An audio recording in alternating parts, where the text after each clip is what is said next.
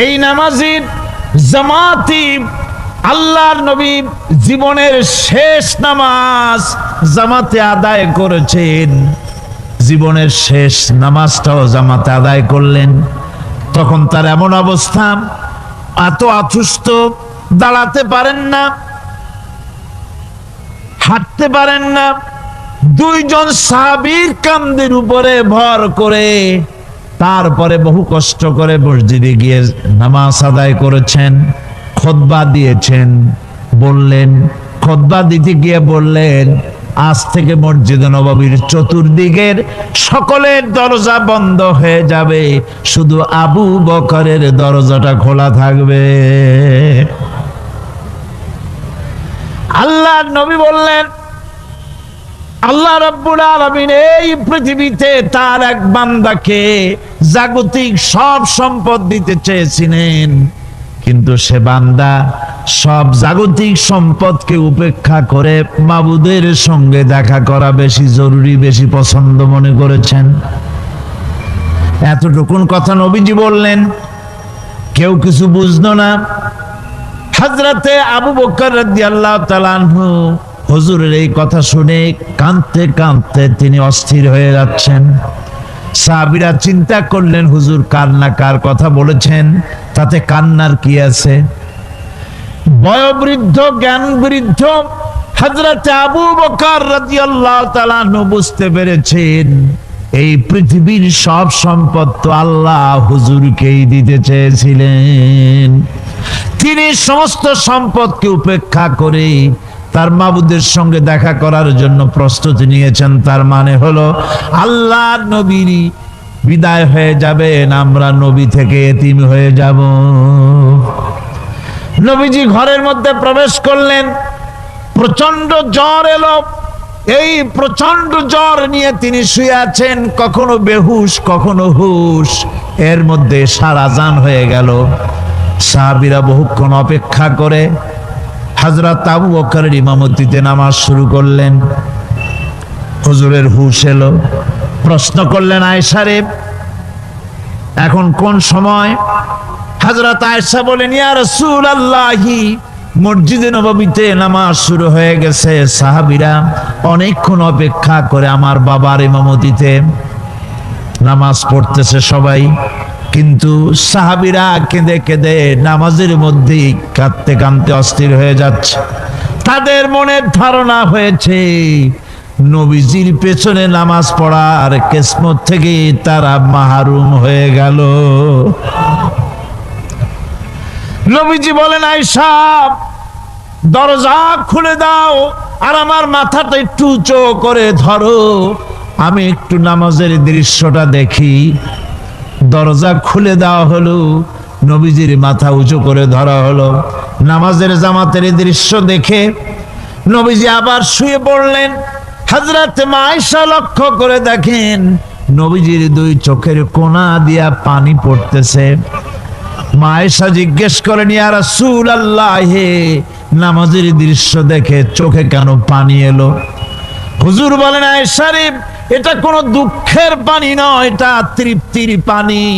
এই যে জামাত নামাজ পড়তেছে লোকেরা, এই জামাত কায়েমের জন্য তায়েফের ময়দানে অনেক রক্ত আমার ঝরেছে। উহুদের ময়দানে দামদার মুবারক শহীদ হয়েছে, সাহাবায়ে কেরাম জীবন দিয়েছে।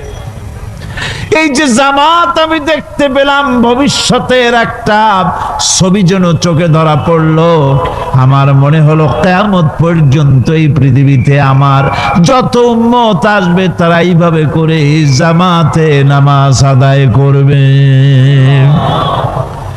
নবীজির মাথার কাছে মালাকুল মউত যখন এসে গেছেন, আমার ভাইরা, এই পৃথিবীতে যত নবীরা এসেছিলেন মৃত্যুর সময় সমস্ত নবীরা শেষ কথা যেটা বলেছেন, হাদিস, সমস্ত নবীরা উম্মতের জন্য মৃত্যুর মুহূর্তে শেষ কথা যেটা বলেছেন সেটা হলো আসসালাত, আসসালাত, নামাজ, নামাজ।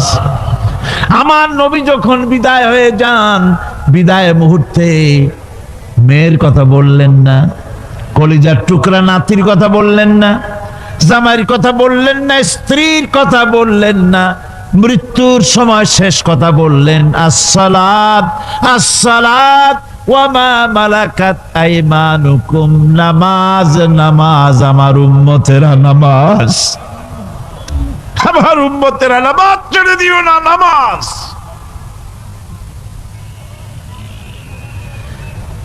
যেই নবী উম্মতের জন্য এত কাঁদলেন, নামাজের জন্য এত কথা বলে গেলেন, আল্লাহ রাব্বুল আলামিন নামাজের জন্য এত নির্দেশ করলেন, নবীজি ইন্তেকালের সময় নামাজের কথা বলে দিলেন, সেই মুসলমান আজ নামাজ আদায় করে না। ধর্মনিরপেক্ষ মতবাদের মূল কথাই হলো নামাজ, রোজা, হজ, যাকাত করব আমরা আমাদের ইচ্ছে মতো, আর রাজনীতি, ধর্ম আমার ব্যক্তিগত ব্যাপার, রাজনীতি, অর্থনীতি, সমাজনীতি, নির্বাচন ইত্যাদি যা কিছু সব করব আমরা আমার ইচ্ছে মতো, আর ধর্ম আমার ব্যক্তিগত ব্যাপার। এই রকমের জীবনকে দ্বিধা বিভক্ত করার কোনো গুঞ্জাইশ, কোনো সুযোগ কোনো মুসলমানকে দেওয়া হয় নাই। আপনারাই চিন্তা করেন, ওরা ধর্মনিরপেক্ষ মতবাদের লোকেরা, ওরা আল্লাহ এবং রসুলের উপরে 144 ধারা জারি করছে। তারা বলেছে আল্লাহ রসুল মাদ্রাসার মসজিদে থাকো, আমার পার্লামেন্টে আসতে পারবা না, আমার সেক্রেটারিয়েটে আসতে পারবা না, আমার ক্যান্টনমেন্টে বঙ্গভবনে যাইতে পারবা না, আমার নির্বাচনে আসতে পারবা না। আমার প্রশ্ন, যে আল্লাহর দরকার নাই শিক্ষাঙ্গনে, যে আল্লাহর দরকার নাই পার্লামেন্টে, যে আল্লাহর দরকার নাই ইলেকশনে, যে আল্লাহর দরকার নাই সেক্রেটারিয়েটে, যে আল্লাহর দরকার নাই কলেজ ভার্সিটিতে, যে আল্লাহর দরকার নাই কলকারখানায়, অবশেষে এই আল্লাহর দরকারটা কি? নাউযুবিল্লাহি মিন যালিক। মুসলমান সকলের চিন্তা খুলুক, বলেন আমিন। সকলের মন মানসিকতা উন্মুক্ত হোক, বলুন আমিন। মুসলমান তার জীবনকে দুই ভাগ করতে পারবে না, কখনোই না।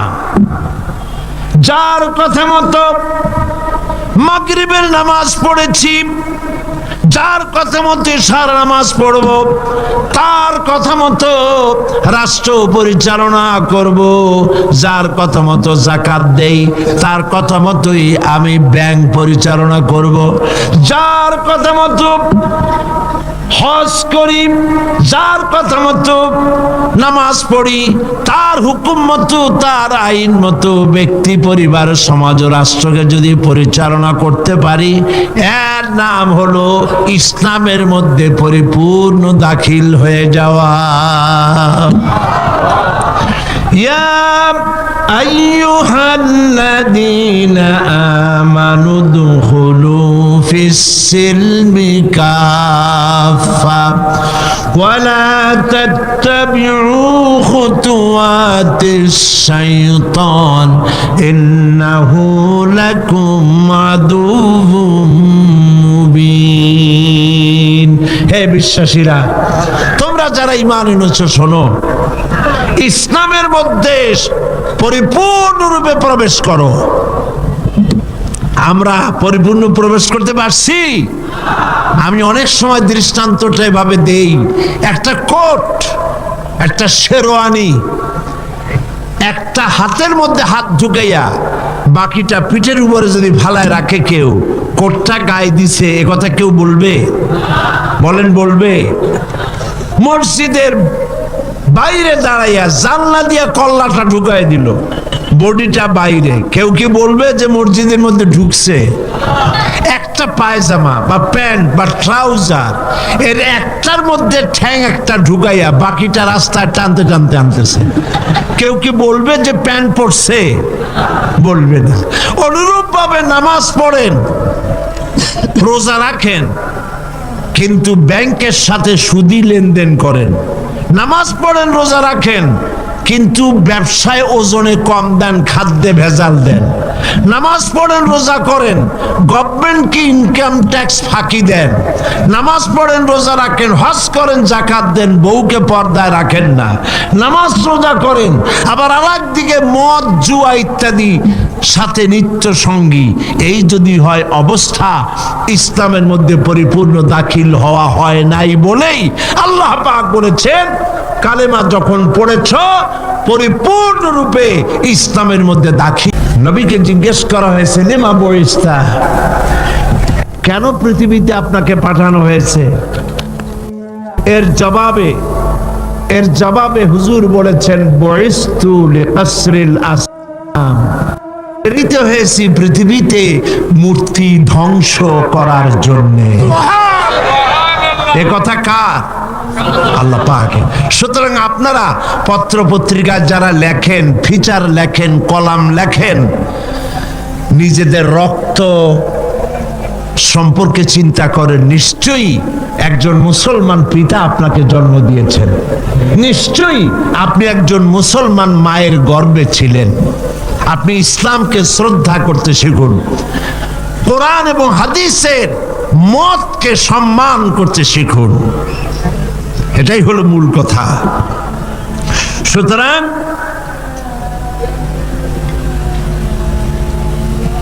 ইসলাম সংস্কৃতির নামে অপসংস্কৃতিকে ঘৃণা করে বন্ধ করতে চায়।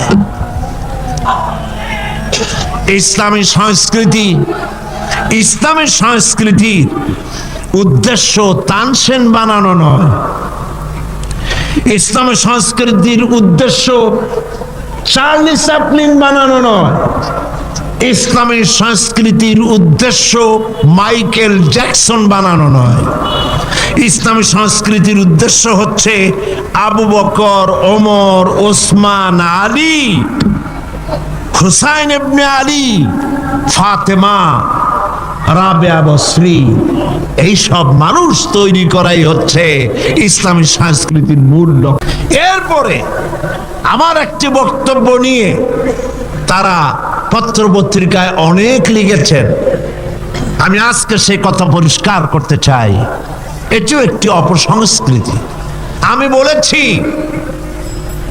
অমুসলিমদের জন্য তাদের উপাসনালয় একটার জায়গায় 50টা মূর্তি বানালেও ইসলামের কোনো বক্তব্য নাই।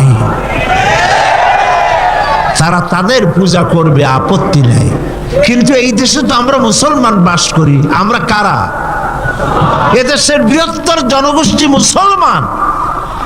আমাদের ট্যাক্স, আমাদের রেভিনিউ নিয়ে, আমাদের কর নিয়ে মুসলিম সরকার রাস্তায় রাস্তায়, পথে ঘাটে মূর্তি নির্মাণ করবে, এইটা তো হতে পারে না। শোনেন, আবার শুনুন, ভাস্কর্যের নামে যা খুশি বানান, মূর্তি বানাবেন না। কোরআন হারাম করেছে, রাসূলুল্লাহ হারাম করেছেন। আপনি যদি মুসলমান হন, আমার কথার সাথে একমত হতে হবে। দুনিয়ার সমস্ত আলেম একমত, মুসলমানেরা মূর্তি বানাইতে পারবে না, হারাম, হারাম। ভাস্কর্যের নামে যা খুশি বানান, মূর্তি বানাবেন না। আর এই পৃথিবীতে আল্লাহর আইন দিয়ে মানুষ পরিচালিত হতে পারবে শান্তিপূর্ণভাবে। মানুষের তৈরি করা আইন দিয়ে শান্তি পাবে না, মানুষ ইনসাফ করতে পারবে না। কারণ হচ্ছে আল্লাহর আইন আর মানুষের আইনের মধ্যে পার্থক্য দেখুন। আপনি যদি কাউকে, এই চট্টগ্রাম শহরের কাউকে যদি আপনি 50,000 কমলা দিলেন, এই কথা বলে যেই কমলাগুলি চট্টগ্রাম শহরের 8 বছরের নিচে বাচ্চাদেরকে একটা একটা করে আপনি বিতরণ করবেন, এই কথা বলে যখন তাকে যাওয়া হলো, তিনি যখন এই কমলাগুলি বিতরণ করতে যাবেন, তখন দেখলেন যে এই ছেলেদের মধ্যে তার নিজের ছেলে আছে, তার ছেলে আছে, তার ভাইয়ের ছেলে আছে। এইটা যখন দেখবেন তখন অন্যের ছেলের চাইতে নিজের ছেলেকে, বোনের ছেলেকে 2-4টা বেশি দিতে ইচ্ছে করবে নাকি? করবে কিনা? সমস্ত সামান্য কমলা বিতরণ করতে গিয়ে যদি এই রকমের পক্ষপাতিত্ব, দলীয়করণ, আত্মীয়করণ ইত্যাদি করতে যদি ইচ্ছে করে, তাহলে এমন লোকদের হাতে আইন তৈরি করতে দিলে তারা তো সমস্ত মানুষের উপরে ইনসাফ কিছুদিন করতে পারবে না। সেই জন্য আল্লাহ রাব্বুল আলামিন আইন তৈরি করার দায়িত্ব নিজেই নিয়েছেন। আইন আল্লাহ পাকের, সে আইনের কিতাবের নামই হচ্ছে কোরআন। এই জন্য মানুষের মূল পজিশন সম্পর্কে আল্লাহ পাক বলছেন, দেখো তোমার পজিশনটা কি।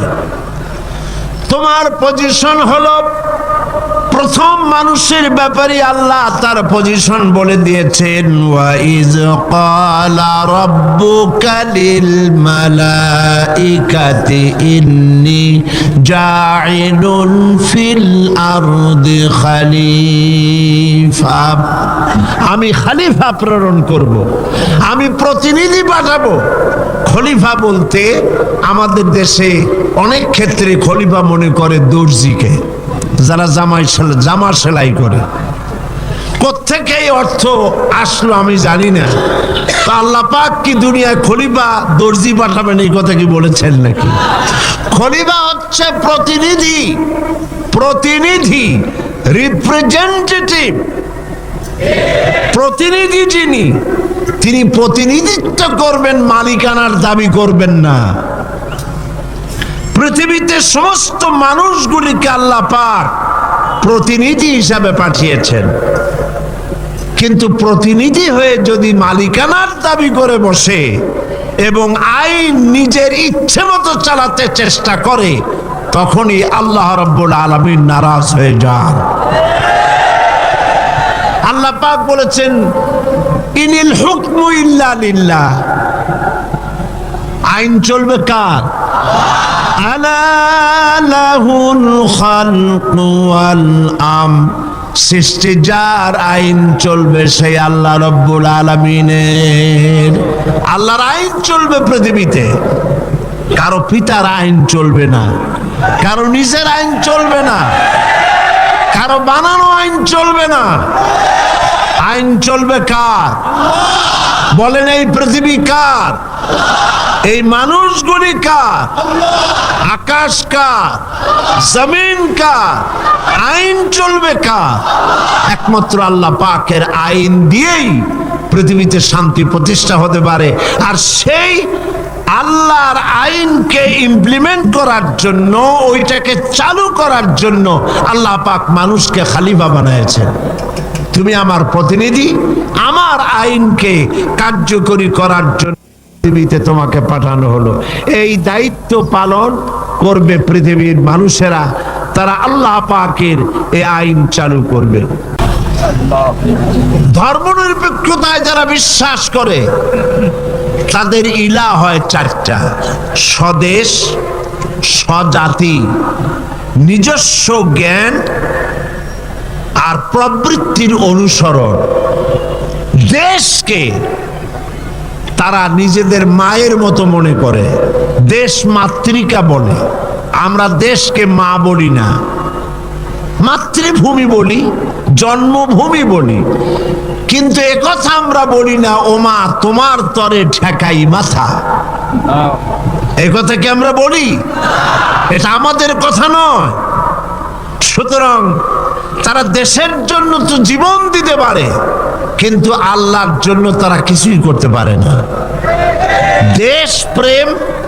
দেশপ্রেম তো নিশ্চয়ই ভালো, কিন্তু দেশকে পূজা করা নিশ্চয়ই ভালো নয়। আল্লামা ইকবাল বলেছেন, ইন্তাজা খুদাও মে सबसे बड़ा वो वतन है इन ताजा खुदाओं में सबसे बड़ा वो वतन है जो इसका फिर पिरहन है वो मजहब का काफन है। এই চার খোদার মধ্যে তাদের বড় খোদা হলো, তাজা খোদা হলো নিজেদের স্বদেশ। স্বদেশের জন্য সবই করতে পারে, কিন্তু এই দেশটি যিনি দিলেন তার জন্য একটা সেজদা দিতেও রাজি নয়।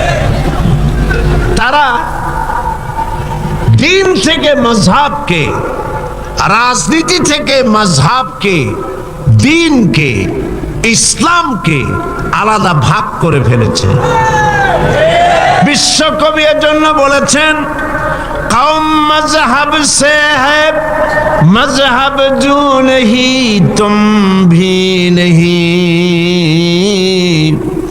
কওম মজহব সে হ্যায় मजहब जू नहीं तुम भी नहीं, जज्ब बाहम जू नहीं महफिल अंजुम भी नहीं। ধর্মেতে হয় জাতির গঠন, ধর্ম নাই তো তুমিও নাই, নাইকো যদি মাধ্যাকর্ষণ, গ্রহ সূর্য ভূমিও নাই। ওয়া হামালনাহুম ফিল বাররি ওয়াল বাহর, আর আমি তাদেরকে জলে এবং স্থলে সওয়ারির ব্যবস্থা করেছি। ওয়ারাযাকনাহুম মিনাত তাইয়্যিবাত, আর উত্তম হালাল খাদ্য আমি তোমাদেরকে দান করেছি। সুবহানাল্লাহ বিহামদিহি। সম্মানিত মেহমান, সেই জন্য আল্লাহ যত খাবার দিলেন সমস্ত খাবারগুলি ঢেকে ঢুকে সুন্দর করে আমাদের সামনে পরিবেশন করেছেন। সুবহানাল্লাহ বলেন। সম্মানিত মেহমানের সামনে খোলা খাবার নেওয়া ভদ্রতার বাইরে, আমরাও তা করি না, ঢেকে ঢুকে নেই। আর আল্লাহ পাক এই মানুষকে সম্মানিত করেছেন বলে যত খাবার দিলেন সমস্ত খাবারগুলি ঢেকে দিয়েছেন। আম আল্লাহ কভার করেছেন, কাঁঠালকে কভার করেছেন, কলাকে কভার করেছেন, বেলকে কভার করেছেন। যত খাবার দিলেন সমস্ত খাবারগুলিকে রব্বুল আলামিন কভার করে, সম্মান করে, সুন্দর করে ঢেকে ঢুকে মানুষের সামনে পেশ করলেন। তোমার মর্যাদা, মানুষের আসল মর্যাদা হলো, মানুষের আসল মর্যাদা আল্লাহ পাক দিয়েছেন, তোমাকে আমি সম্মানিত জাত হিসেবে পৃথিবীতে তৈরি করেছি। এটাই হলো তোমার মূল সম্মান।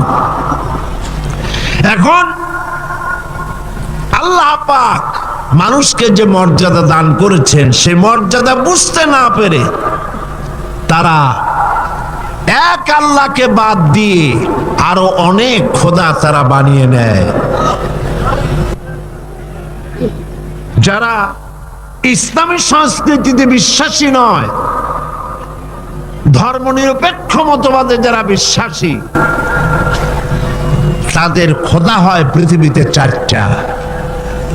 তারা চার ইলাহে বিশ্বাস করে। সবাই বলেন নাউজুবিল্লাহ। এই ধর্মনিরপেক্ষ মতবাদ কি এবং সংস্কৃতি মূল আমাদের কোনটি, এ বিষয়ে আমি আজকে কথা বলবো ইনশাআল্লাহ। আল্লাহ পাক ইচ্ছা করলে পানি তো সব শুকায় দিতে পারেন, পারেন না? আল্লাহ ইচ্ছা করলে পৃথিবীর সমস্ত পানিগুলিকে শুকায় দিতে পারেন। সেই পানি আবার কে এনে দিতে পারেন আমাদের সামনে? আল্লাহ পাক পারেন। সুতরাং আল্লাহ পাক মানুষের অসহায়ত্ব দেখাচ্ছেন, তুমি আসলে অসহায়, যা কিছু পেয়েছো সব আমি তোমাকে দান করেছি। আল্লাহ পাক বলেন, লাউ নাশাউ জাআলনাহু উজাজান ফালাউলা তাশকুরুন। আমি ইচ্ছে করলে আকাশ আকাশ থেকে পানিগুলি লবণাক্ত আকারে নাজিল করে দিতাম, বর্ষণ করে দিতে পারতাম। তা না করে আমি যে মিষ্টি পানি তোমাদের দিলাম, লবণাক্ততা দূর করে যে মিঠা পানি দিলাম, কেন তোমরা আল্লাহ রব্বুল আলামিনের শুকর আদায় করো না? আল্লাহ পাক ইচ্ছে করলে পানি তো সব শুকায় দিতে পারেন, পারেন না? আল্লাহ ইচ্ছা করলে পৃথিবীর সমস্ত পানিগুলিকে শুকায় দিতে পারেন, সেই পানি আবার খেয়ে দিতে পারেন আমাদের সামনে। আল্লাহ পাক পারেন। সুতরাং আল্লাহ পাক মানুষের অসহায়ত্ব দেখাচ্ছেন, তুমি আসলে অসহায়, যা কিছু পেয়েছো সব আমি তোমাকে দান করেছি। এই জন্যে ফাসাব্বিহ বিসমি রাব্বিকাল আযীম, ওই আল্লাহ পাকের বড়ত্ব, তার তাসবিহ তোমরা ঘোষণা করো। সবাই পড়েন সুবহানা রাব্বিয়াল আযীম।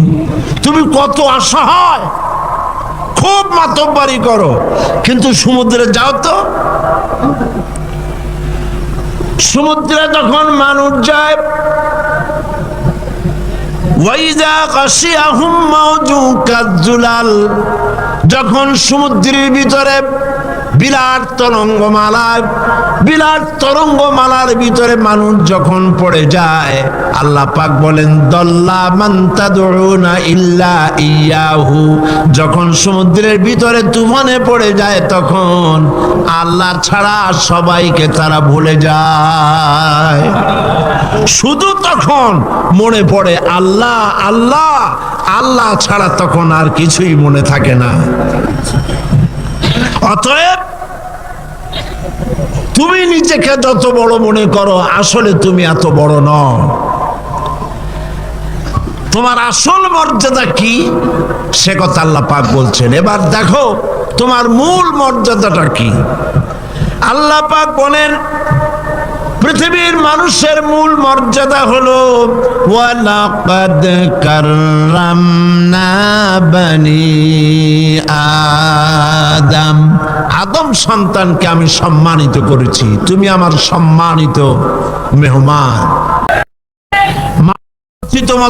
মতবাদগুলোর মধ্যে ধর্মনিরপেক্ষ মতবাদ হচ্ছে ইসলামের বিরুদ্ধে পরিচালিত এক নিকৃষ্ট মতবাদ। ধর্মনিরপেক্ষ মতবাদ এর ইংরেজি হচ্ছে সেকুলারিজম, আর সেকুলারিজমের অর্থই হলো ধর্মহীনতা। আমি পার্লামেন্টে ধর্মনিরপেক্ষতার উপরে বক্তব্য রেখেছিলাম, যারা আপনারা শুনেছেন। ডিকশনারিতে এর অর্থ কি এবং এর ক্ষতিকর দিকগুলি কি, কোরআন হাদিস ধর্মনিরপেক্ষ মতবাদ সম্পর্কে কি বলে, আমি সেগুলিকে পরিষ্কার করে তুলে ধরেছি পার্লামেন্টে। ধর্মনিরপেক্ষ মতবাদ এটি বিগত ২৫০ বছর আগে একটি প্রতিষ্ঠিত আদর্শ হিসাবে দুনিয়ায় পরিচিতি লাভ করেছে। মুসলিম দেশগুলির মধ্যে সর্বপ্রথম কামাল পাশা তুরস্কে এটাকে আমদানি করে এবং এই মতবাদ দিয়ে আরবি ভাষা সে তার দেশে হারাম করে দিয়েছিল। কামাল পাশা আরবি ভাষা নিষিদ্ধ করেছে, হেজাব নিষিদ্ধ করেছে, মসজিদের আজান নিষিদ্ধ করে দিয়েছিল। এই ধর্মনিরপেক্ষ মতবাদ 1972 সনে আমাদের দেশের সংবিধানে তদানীন্তন সরকার 1972 সনে সর্বপ্রথম ধর্মনিরপেক্ষ মতবাদকে সংযোজন করেছিলেন। আমার দেশের বৃহত্তর জনগোষ্ঠী মুসলমান, এই এত মুসলমানের দেশে যে সংবিধানটা তৈরি হলো তার শিরোনামে বিসমিল্লাহ ছিল না। তারা একটা দলিলও পেশ করে, এই যে মৌলানা মৌলবীরা খালি ধর্মনিরপেক্ষ মতবাদের বিরুদ্ধে কথা কয়, তারা কি জানে না যে বুখারী শরীফে আছে লাকুম দিন দিন।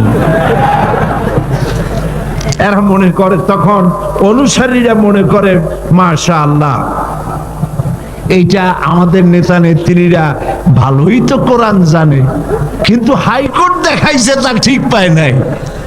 লাকুম দিনুকুম ওয়ালিয়া দিন, এইটা কি? এইটা কার কথা? এটা কি বুখারীর কথা? আল্লাহর কথা। এই কথা কোন সূরার মধ্যে আছে? সূরা কাফিরুন। এর প্রেক্ষাপট কি?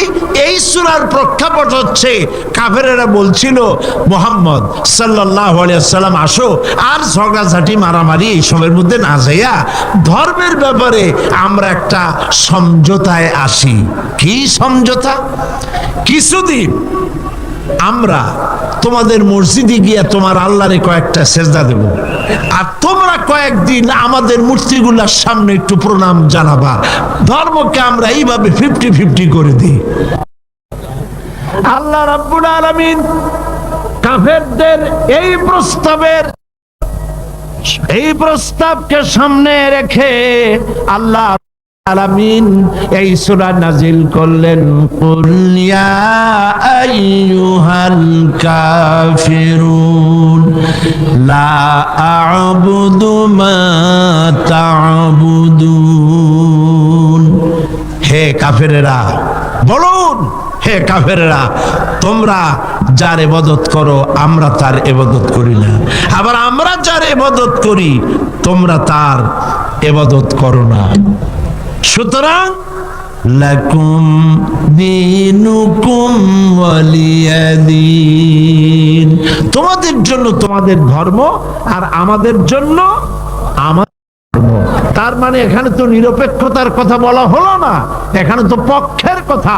তোমরা ধর্মের থাকো, আমরা আমাদের ধর্মের পক্ষে থাকি। এবার এই ধর্মনিরপেক্ষ মতবাদের উপরে চূড়ান্ত কথা শুনুন আল্লাহর কাছে। কার কাছে? ধর্মকে, জীবনকে দুই ভাগ করার কোনো উপায় নাই, কোনো উপায় নাই। কোরআনে কারিমে আল্লাহ পাক বলেন, আফাতুমিনুনা বিবাদিল কিতাবি ওয়া তাকফুরুনা বিবাদ। তোমরা কোরআনের কিছু কথাকে করবে স্বীকার আর কিছুকে করবে অস্বীকার। ফামা জাযাউ মান ইয়াফআলু যালিকা মিনকুম ইল্লা খিজয়ুন ফিল হায়াতিদ দুনিয়া। তোমরা জেনে রেখো, যদি তোমরা কিছু কথাকে মানো আর কিছুকে অস্বীকার করো, এ কাজ যারাই করবে পৃথিবীর জীবনে তোমাদেরকে লাঞ্ছনা দেব এবং কিয়ামতের দিন চূড়ান্ত শাস্তি তোমাদেরকে দেওয়া হবে। আল্লাহ পাক আমাদেরকে ইসলামের মধ্যে পরিপূর্ণ দাখিল হওয়ার তৌফিক দান করুন বলি আমিন। এখন মুনাজাত হবে, মুনাজাতের জন্য দাঁড়ানো ভাইরা সব বসেন। আল্লাহুম্মা আমিন। রব্বানা যালামনা أنفسنا وإن لم تغفر لنا وترحمنا لنكونن من الخاسرين। أي الله تعالى লাখো মুসলমান নরনারী দীর্ঘক্ষণ ধরে আমরা তোমার দ্বীনের কথা, কোরআনের কথা শুনেছি। আল্লাহ তাআলা মেহেরবানি করে সওয়াবটুকুন জনাবে মুহাম্মদুর রাসূলুল্লাহ সাল্লাল্লাহু আলাইহি ওয়াসাল্লামের রূহ মুবারকে পৌঁছায় দাও। আমাদের মধ্য থেকে যাদের মা বাপ দুনিয়া থেকে বিদায় হয়ে গেছে, আল্লাহ দয়া করে কবরগুলিকে জান্নাতের টুকরায় পরিণত করে দাও। আমাদের বন্ধু বান্ধব আত্মীয় স্বজন যার যা মারা গেছে প্রত্যেকের রুহের পরে সওয়াব পৌঁছায় দাও। রব্বুল আলামিন সারা জীবন যত গুনাহ করেছি আমাদের জিন্দেগীর সকল গুনাহ খাতা মাফ করে দাও। রব্বুল আলামিন আমাদের প্রিয় জন্মভূমি বাংলাদেশ, এই জমিন আমাদের জন্য তোমার দেওয়া বিশেষ নিয়ামত। আয় আল্লাহ, এই দেশের হেফাজত, এদেশের স্বাধীনতা, সার্বভৌমত্ব কিয়ামত পর্যন্ত তুমি অক্ষুণ্ণ রাখো। সন্ত্রাস মুক্ত, দুর্নীতি মুক্ত একটি দেশ আমাদেরকে উপহার দাও। এমন পরিবেশ তুমি তৈরি করে দাও যাতে করে তোমার কোরআন সুন্নাহ দেশে পরিচালিত হতে পারে। রব্বুল আলামিন, মা বোনেরা প্রতিদিন কষ্ট করে আসেন, আল্লাহ মা বোনদের জিন্দেগির গুনাহ খাতা মাফ করে দাও। রব্বুল আলামিন, আয় আল্লাহ, তাম পৃথিবীতে মুসলমানেরা যত দেশে বিপদে মুসিবতে আছে, প্যালেস্টাইনের মুসলমান, কাশ্মীরের মুসলমান, আয় আল্লাহ, সোমালিয়া সুদানের মুসলমান, ইরিত্রিয়ার মুসলমান, আলজেরিয়া, চেচনিয়া, বসনিয়ার মুসলমান, বার্মার মুসলমান, যত জায়গায় বিপদে আছে আল্লাহ তুমি তাদের সাহায্যকারী, হামি ও নাসির হয়ে যাও। আয় আল্লাহ, আমাদের অপরাধের কারণে, আমাদের গুনার কারণে আমাদের উপরে তুমি নারাজ হয়েছ, আল্লাহ তুমি দয়া করে আমাদেরকে ক্ষমা করে দাও। রব্বুল আলামিন, মুসলমানদের উপরে তাম পৃথিবীর চতুর্দিক থেকে বিপদ ঘনায় আসতেছে, আল্লাহ আমরা তোমার কাছে আশ্রয় চাই। সিত্রুল আরশে মাসবুলুন আলাইনা ওয়া আইনুল্লাহি নাজিরাতুন ইলাইনা বিহাউলিল্লাহি লা ইয়াকদিরু আলাইনা। আল্লাহুম্মা ইয়া মুনজিলাল কিতাব ওয়া মুজরিয়াস সাহাব ওয়া সারিয়াল হিসাব হাজিমিল আহজাব اللهم اهزمهم وزلزلهم وانصرنا عليهم। اے اللہ تعالی তুমি মুসলমানদেরকে সাহায্য করো। اللهم زدنا ولا تنقصنا واكرمنا ولا تهنا واكرمنا ولا تهنا واكرمنا ولا تهنا واعطنا ولا تحرمنا واثرنا ولا تؤثر علينا وارضنا وارض عنا يا كريم يا رب العالمين। اللهم اعز الاسلام والمسلمين، اللهم اهلك الكفرة والمبتدعة واليهود والهنود والنصارى والمشركين، اللهم شتت شملهم، اللهم مزق جماعهم، اللهم دمر ديارهم، اللهم انصر من نصر دين محمد واخذل من خذل المسلمين آمين۔ ربنا تقبل منا إنك أنت السميع العليم وتب علينا إنك أنت التواب الرحيم۔ سبحان ربك رب العزة عما يصفون وسلام على المرسلين والحمد لله رب العالمين۔ واجعل آخر كلمتنا عند الموت لا إله إلا الله محمد رسول الله। السلام عليكم।